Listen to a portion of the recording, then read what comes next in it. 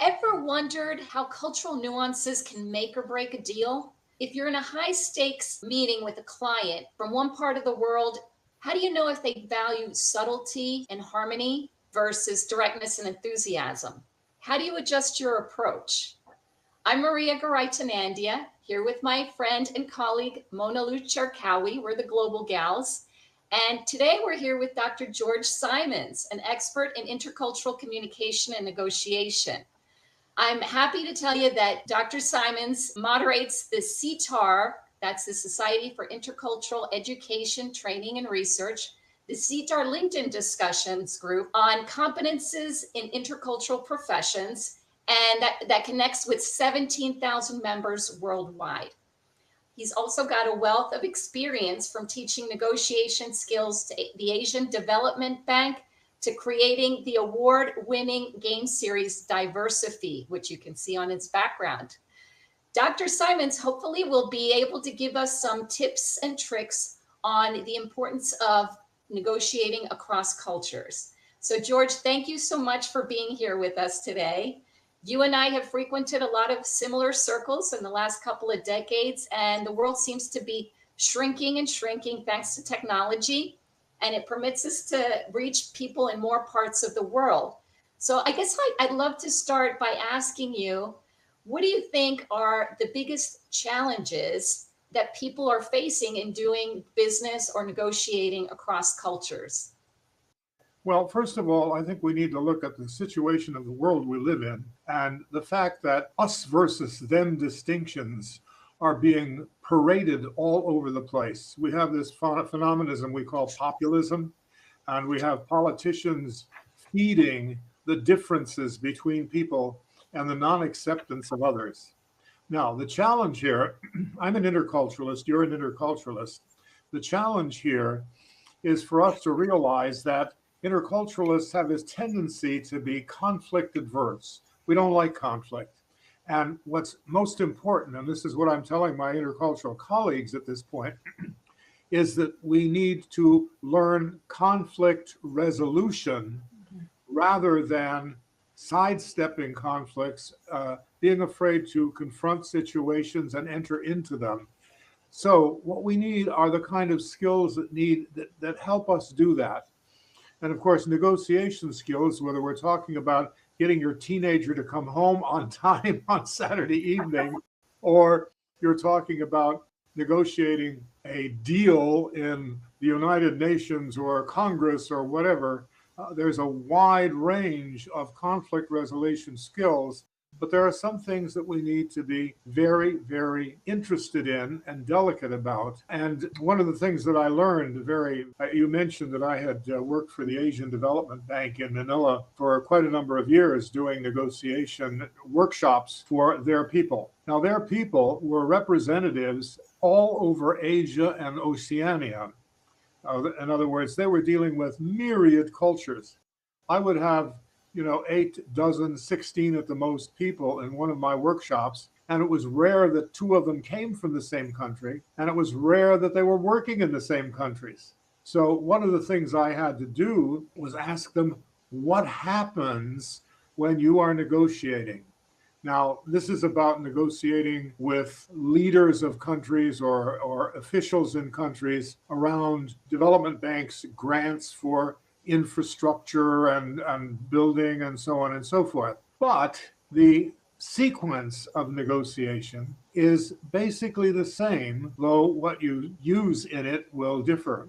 So one of the first things I did was I had them brainstorm with me what happens at the different stages of a negotiation. First of all, how do you prepare for a negotiation? What kind of information do you gather about the person that you're dealing with? Whether, as I said, it's your teenager or head of a government. What's the relationship and how do you enter into it in such a way that you have the information you need to get started, as well as you are ready to make an introduction to the group or person that you're negotiating with? So that's step number 1. How do you set the scene? And of course, I had them brainstorm all of the kind of things, I've enormous lists of things that they experienced in preparing for a negotiation and preparing their opening statements. Then the next thing that comes along is, what's your position? Be home by 1 in the morning, or, we would like to buy X number of your products at XXX price. Now, immediately, there's a whole mess of things that happen here. If you're dealing with people in Switzerland, you may open at about 5% difference from what you want to get. If you're negotiating in Saudi Arabia, you may start at 200% higher or 200% lower, depending whether you're buying or selling. And then what this does is it sets a norm whereby you need to explore. What does the other person need? What do you need to get out of this negotiation for it to be a success? Now, of course, my motto about this is definitely about win-win negotiation. In other words, I'm looking at situations where we can negotiate successfully and carry out the negotiation and perhaps continue to do business further. But at any rate, once you've got the two sides opening positions, how do you fill the gap? Well, you don't fill the gap simply by bargaining. Bargaining is a form of negotiation, and it depends on how people bargain and want to bargain. I have a very good friend who was in a bazaar in Morocco, and he saw this lamp that he liked. He looked at the lamp and he looked at the guy and he says, "How much for this?" And the guy gave him a price, and he said, "Okay," and pulled out his wallet. And the guy looked at him and he said, "I spit on your money." In other words, there was needed to be exchange, relationship, development of the negotiation, and then the price would go one way or the other. So we need to be careful about that sort of stuff. What kind of preparation is needed for that? How many dinners do you have to have before you start the negotiation, or you just walk into the room and say, boom, here we are? These are cultural differences. And so in the opening, you need to say, okay, what can be expected in this culture or this situation? If I say be home at 1, I don't mean 2, or, how firm is your negotiating position and so on. Once you're there, then there's exploring how do you connect across the difference. And the key to this is, what do you need and what does the other person need to get out of this negotiation to be satisfied? Now, that's really tricky because you may not know all the needs. You may not even be aware of your own needs sometimes, and that's some of the preparation you need to think about. What do I really need to get out of this negotiation? But for example, we look at needs. And one of the people that I had in the negotiation course in Manila was working with the head of a government, and this head of the government, they seemed to have the perfect agreement about the amount of things and so on, but nothing was happening. Then the negotiator for the bank discovered that this head of the government was up for election. And in the next meeting, he said, well, we seem to have a pretty good deal here. If we get this deal, we will really tell the press how important it is and what you've done to create a solution here. Bingo. He bought it. People have more needs than is expressed in, I'll give you 200. No, I want 150 or whatever, Uncovering the needs is very much a question of what we learn in so many communication courses about how do you get information. And often you get information by the things that we do in what we call active listening. Active listening says, okay, so what you're telling me is that. I make it clear that I understand what you're saying or asking me. Active listening is asking for more. So what does that mean to you? What does that get for you? What would you like? Is there anything else that you need there? So those are the kind of questions that we lead into. And also we model sharing. So for me, the important thing here is, in other words, if the other person knows my needs and can fulfill them better, then it's very important that I not only listen carefully to research the other person's needs, but that I actually open myself up to, safely at least, expressing what the needs are that I need from this negotiation.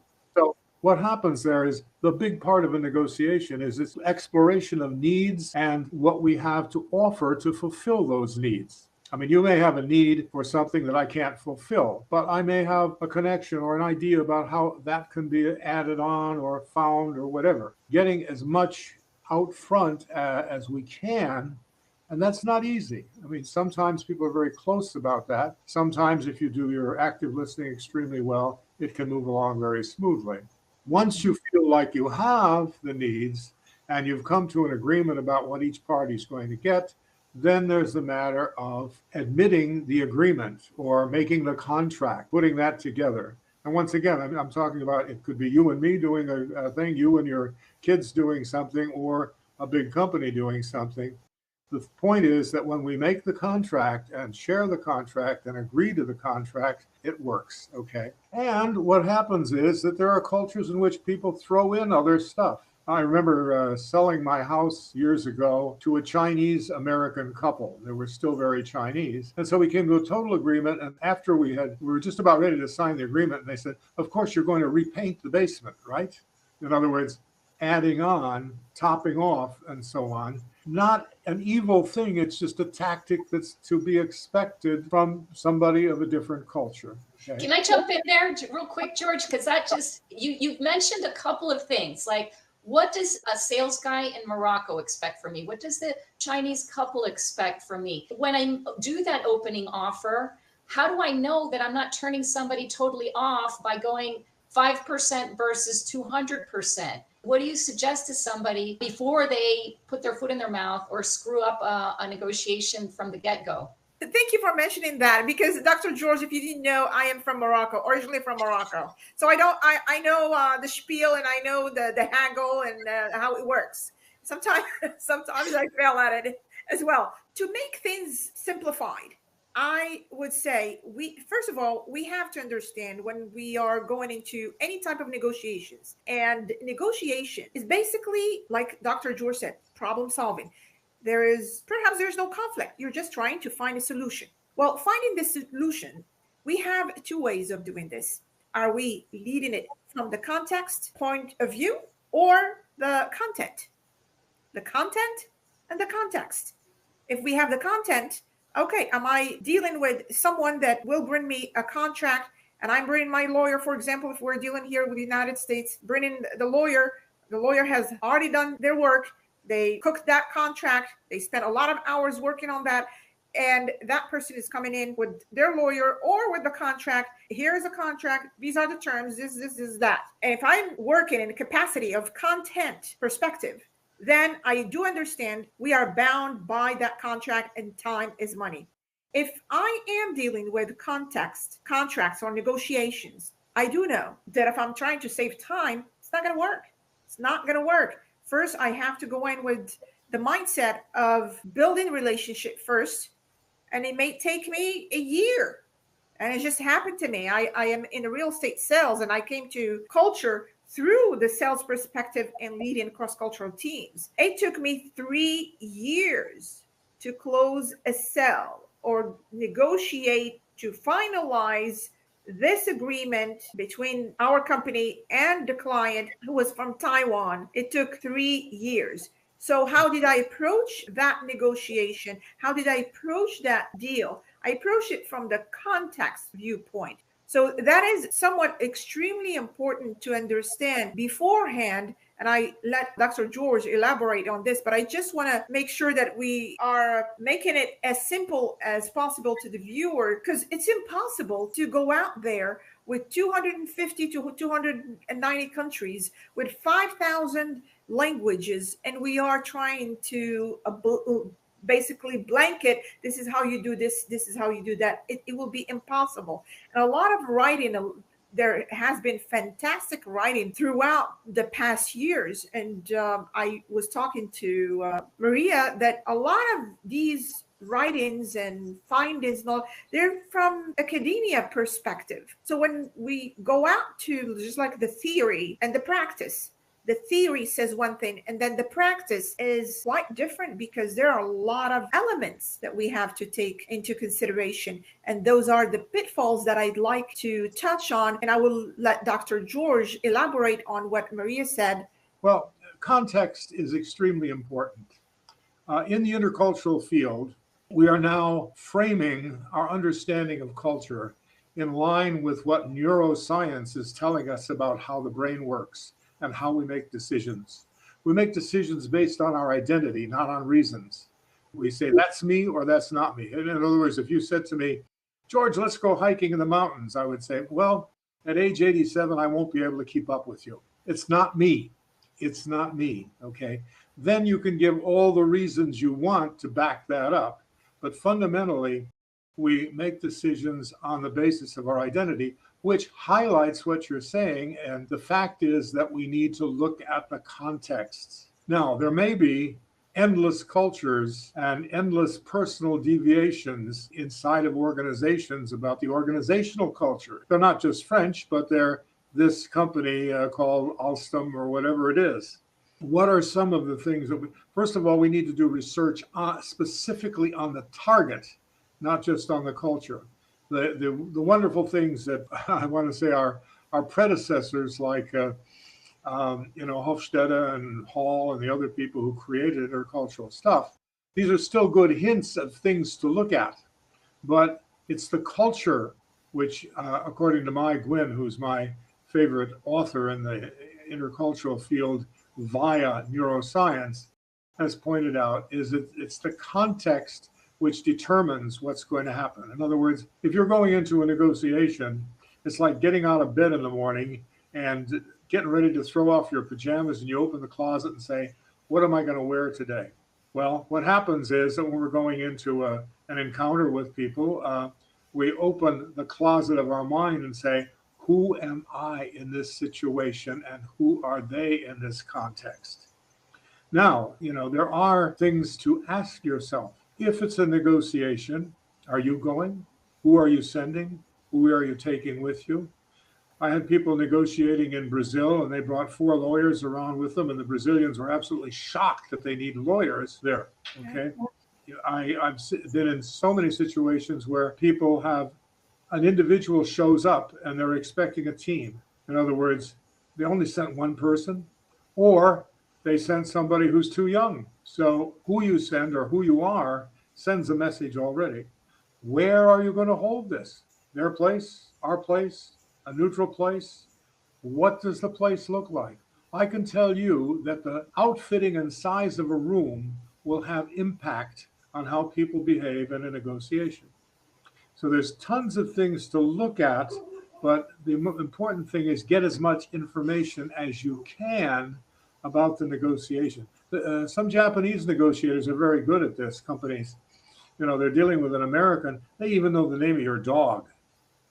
They research you personally as well as your organization. So it's a question of how much preparation you can do and what is the context demanding, and how can you shape the context that will be comfortable for you and for the other people. Basically, what I'm hearing is adjusting your expectations accordingly, because if you go in ignorant or thinking that things are going to be the way they are in your environment, and then you're in for a rude awakening. So yes, preparation is very important. Any ideas on how to set expectations properly as well? For example, if you're talking about the Brazilians, how do you set the expectations? Because maybe the people who came, they're like, oh, well, we want to save time, or we want to make sure nothing falls through the cracks. That might be my expectation. Whereas maybe for the Brazilians, it was like, my expectation is we need to get to know each other a little bit better, because I'm not sure if I trust you yet. And I'm not going to trust a bunch of lawyers and paper to determine what we're going to be doing in this big project. Yeah, well, this is about studying, and if you've already done business with the people, you may have some insights. But organizational cultures can be researched. You can find what anthropologists call the kind of an internal guide, a person who knows your culture and their culture, big like that, and they can come up with unexpected expectations and demands, even at home. If you said, I want you back by 1 o'clock, said, well, okay, Mom, but then you'll pick me up at Jane's house, right? So the expectation of reciprocity can be a very important part there. So you need to study the culture. What I want to say is that the cultural competence learnings that we have need to be checked out in the individual case as best we can. And if we can't check them out, we start asking questions even after we get into it to understand what the expectations are. How long do we have to do this? Some cultures you can negotiate into the night. If Yeah. you're negotiating in the Netherlands at 4:30, everybody's going home, whether you're in the middle of a sentence or not. These are generalities that may be violated, but if I'm in the Netherlands and it's 3:30, I'm saying, so we've got quite a bit of stuff to go here. How long do you want to work on this today? Okay, and then can we decide what that is, and then set another meeting if we need it. So in other words, you ask questions about the other person's culture in the context that you're in. Mm-hmm. One thing that I can add to this, to what Dr. George said, is that, and I will call it cheat sheet or shortcut, for me at least, when I am traveling to them, I play by their rules. If they're coming to me, they play by mine. So the context is very important. And I'd like to jump on some pitfalls, because as we know, when we speak about cross-cultural negotiations, we are speaking about a great deal of room for misunderstanding.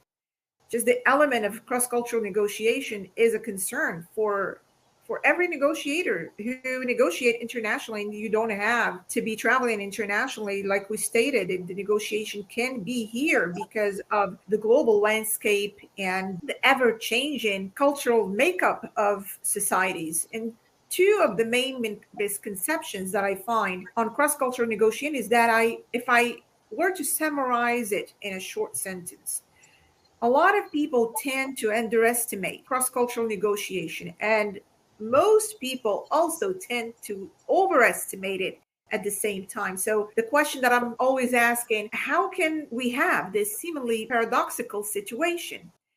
Sometimes when people come to me and just say, how do I negotiate with the Chinese, an example? And that is a very hot question right now. My answer is, which Chinese do you want to talk to? One from Beijing or one from Shanghai? The one that came from the countryside to the city, or one that is born in the city and worked in the city? A young one or older one? One who studied abroad, or one who came back to China from studying abroad, or have always lived in China? So there are a lot of Chinese, and each one of these groups have different cultures beyond being Chinese, which is the national cultures. And that is the underestimation that a lot of people fall into, not knowing that within that national culture, there are actually pockets of cultures that you have to be aware of in negotiations. And the other thing is overestimating. And overestimating sometimes, for example, and I give this example in exaggerated manner, and that is, I prefer to negotiate with somebody from Catholic male in the middle of Slovenia, for example, than negotiate with somebody, a Muslim woman, professional, living, let's say in Tunisia, for example. Why is that so important? Because when we negotiate with somebody that we think is similar or has common points, we assume that we should know and understand from one another. And with that assumption and overestimating comes the risk of what I call proximity, that I have not checked everything else before coming to this meeting to negotiate or being in negotiation.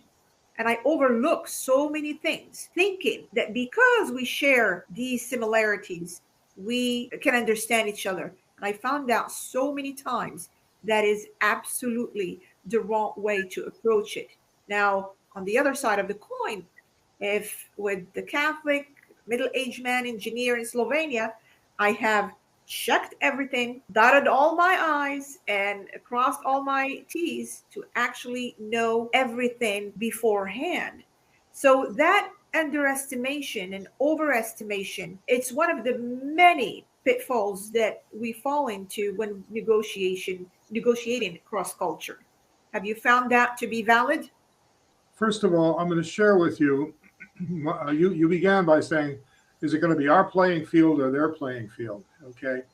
It's both of your playing fields, and what's going to happen is that you're going to have to see how the ground lies and how the other person plays. One of my favorite cartoons is a Western businessman is meeting a Japanese businessman. And the Western businessman comes up and says, "Mr. Yamamoto," and he makes a bow and he says, "It's an incredible pleasure to be working with you and your organization. I'm looking forward to a very good experience with you and your people." And the Japanese guy sticks out his hand and says, "Hi, Charlie, welcome to Japan." Okay? I love this cartoon because what it says is, we don't know, and we can do whatever we do, and we can laugh at it sometimes, but we want to be careful that it's not injuring somebody by what we do. Now, for example, you have been calling me Dr. George. That's peculiar to something in your culture. I teach in a lot of schools, and here in France, of course, it's Dr. Simons, and if I'm in Germany, it's Herr Dr. Professor Simons. In other words, I don't have any problem with your doing it, but I notice it. Okay, it's very different. It's like I tell my friends to just call me George. I get a student who raises his hand and says, Dr. George, Well, Dr. George, this is how she introduced you, so I went with the flow. I said, okay, let me follow the flow. Yeah. Well, see, you find these things out as you continue and share your expectations and try to make it comfortable for the other person. So I'm not going to expect you to play on my rules when you come to negotiate with me. I expect us to be able to get into how we understand our context, our situation, and our needs. And this is why the exploration of needs is so critically important in a negotiation.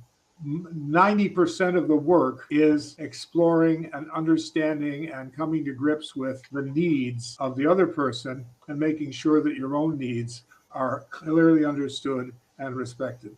Yes, I appreciate you saying that. Would you like me to call you Dr. George or George? Whatever you like. Okay, well, I'll keep it Dr. George. What I meant by when I go, let's say, for example, just recently I was in Saudi Arabia for a business trip. I have to play by the rules over there, meaning I have to be patient. I have to be conscious of time. I just have to follow the rules of business conduct in there. And that's what I meant. On the other hand, when I have clients come in here, then if they don't know, they do research ahead of time of how business is done over here. So it's just that rule of thumb, if you want to say, okay, well, if I am going to anywhere in the world, I better do my research and know exactly how things are done in their playing field. And here, when people are coming here to the States to do business, they've already done their research. And I tell them, this is how we do it here. And I explain to them, this is how it is done. This is how we're doing it here. Then now when it comes to negotiation, of course, that's a process. It's not one set of event that happens. It's a process of before and during and after. And of course, is an agreement, or like you call it, a resolution where both parties are happy in an agreement. And that's what I meant by you understand their rule, you play by that rule when you go there. Then when they come to you, you tell them how it is there. That's not necessarily the way I would approach it. I think in the preparation, you learn as much as you can. Then when you sit down together, you explore how are we going to negotiate together. For example, I may go into a negotiation with several people. Maybe the decision maker isn't there. In other words, these people report to somebody else. I need to know this. How long are we going to negotiate? Who is the spokesperson? Who needs to be here from your side, from our side? It's not like we have a set of fixed rules about here's how we negotiate here. It's establishing what is this negotiation going to be like that meets the needs and gives us all the information about each other that we need to do a good deal. Yeah, but I'm not referring to the negotiation itself. The process of negotiation is a separate thing. What I'm referring to is a dynamic process, whereas the legal rules or the That's a different, I think that's what you're talking about, right, Mona? Once you set a formal Yes, agreement. like for example, I will do my homework ahead of time. Okay, who needs to be here? How long is it going to be? And all that is a part of the homework that I have to do ahead of time and ask a lot of questions beforehand. You may not be able to do it ahead of time, so you'll have to do it when you sit down at the table together. Granted, that's understood. The overall thing is the landscape of it all is different. And then the landscape is what you need to understand first before you, all these things that you're referring to are details of particular negotiations, which obviously are big part of getting into an agreement. But the landscape of it is different. I mean, everybody does it different, and it is my job to understand how others do it. Then the details of the transaction or the negotiation itself is a separate thing that needs a separate preparation and separate set of rules. And what I'm hearing is that when we talk about context, which you have mentioned a few times, Mona, and you, George, you're mentioning how some stuff is unknown and you won't know till you're actually sitting there and talking to somebody if you haven't had the privilege of meeting them previously. I think that what I'm gathering is that not only is it the preparation, but being open to the observation, doing a lot of exploration, open-ended questions, picking up on vibes. A lot of it is vibes. And I think that one of the other, I think the famous author, what was it? Wasn't it Malcolm Gladwell in that book, Blink? Didn't he talk about how you make decisions with your gut? Even though we want to think that we're doing it in a very rational way, a lot of times, like I think you said, you're who you are. A lot of times it's that emotional part, like even that amygdala, that's the one that's actually driving you to make certain decisions. But I think that the whole concept of being able to pick up on the energy, being able to pick up on the subtle cues, being able to pick on a nonverbal language that might be telling you whether somebody is getting annoyed or if somebody is receptive to what you're saying. All of those things are really important. And I think that that's one of the most important factors in intercultural study is being able to have that antenna to pick up on those things and adjust accordingly. Does that make sense? Yes, and of course, if you're negotiating as a team, after the negotiation, you go out for a few drinks and dinner and discuss what did you pick up, what did you know, because each person will have their own sensitivities. I mean, I'm not sure exactly, Mona, what you mean by a landscape, but I can have a picture of a landscape, but I get there and the picture is 10 years old, and I don't know this, or the picture is of a different kind of organization, despite the fact that I've gathered the best information I can. And I would say, Americans don't do that as nearly as thoroughly, for example, as I gave you the example of the Japanese who know the name of your dog, and stuff like that. Fundamentally, it's about being able to explore and learn as you go along. And if you make a mistake, understand the mistake and correct it and whatever, go on with the process. It's being as clear as you can about people's expectations. You don't just terminate a meeting, but you say, what are we going to do next time? And how are we going to do this? And so on and so forth. What works best for you, Yeah. Who do we need to talk to, Yeah, and the type of negotiation will dictate a great deal of how things will go as well, don't you think? I mean, if you're doing high-stake negotiations, it's not going to be the same as you're selling a boat, for example. We should take all of that into consideration. Yeah. Well, I mean, every situation is different. Yeah. And the fact is that we need to take our time. And above all, culture is also a set of needs. So when I'm talking about identifying what the other person needs, yes, I'm talking about what will make the deal go, but I'm also realizing that cultural needs may impede or help the situation to grow as well. So that's a good part of the challenge, Well, we are definitely enjoying your discussion, Dr. George, and we wish we have a lot more time. It seems like you have a lot of stuff to share that people will benefit from. It is definitely beyond our expected time, and this topic is quite complex.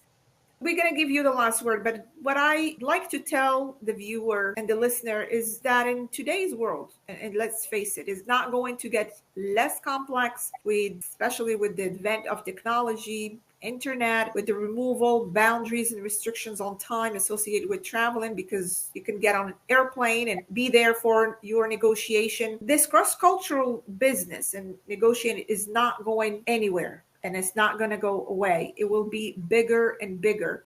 The global landscape is forever evolving and changing. So if you are not negotiating cross-culture now, the odds are you will be pretty soon. And also, you don't have to be traveling internationally to negotiate or do business cross-culture. The makeup of our societies is changing. Once homogeneous, not going to be the same. People are traveling across the world, and that part of cross-cultural negotiation will be there, and you just have to get to know how to work with other people different than you are. Last word, Dr. George. Well, one thing that I would like to say is, have you thought of this? Get on your chat GPT, give all the specifications you can about who you're dealing with, and say, let's simulate a negotiation. What do I do? What do they do? What can I expect? May be totally wrong, but it may also alert you to things that you were not aware of before and that might expect some looking into. So, if you can describe your target of negotiation and your needs and so on, run it across those kind of things. There's lots of things you can learn. We've created a game on negotiation in our Diversity series, and it's pretty basic stuff, but fundamentally it helps you think about, how do I think about the negotiation I'm going into, and what are the assumptions that I'm making, and what might I expect that's different, and so on. So this is a continually building and changing, like the negotiations themselves. The one thing that I wanted to mention before also was that the deal you negotiate and the contract you make, there's still something else to be done in the making of the contract, and that's understanding how, if you are talking to certain people in the organization, how will other people in the organization accept the agreement that you have made? Okay, in other words, they may have to sell the contract. They may have to negotiate the contract with their peers or their subordinate. There's lots of stuff there, and so be home by one is the important thing. What the conditions of that are, you have to negotiate. Well, it's been a pleasure having you. You have a last word, Maria, before we say goodbye? Thank you so much for being here, George. I appreciate it. Thanks for imparting your wisdom. Thank you. Thank you for having me. It's been a pleasure to talk about this, and there's lots to explore. Yes. I know. Well, thank you so much. It's a pleasure.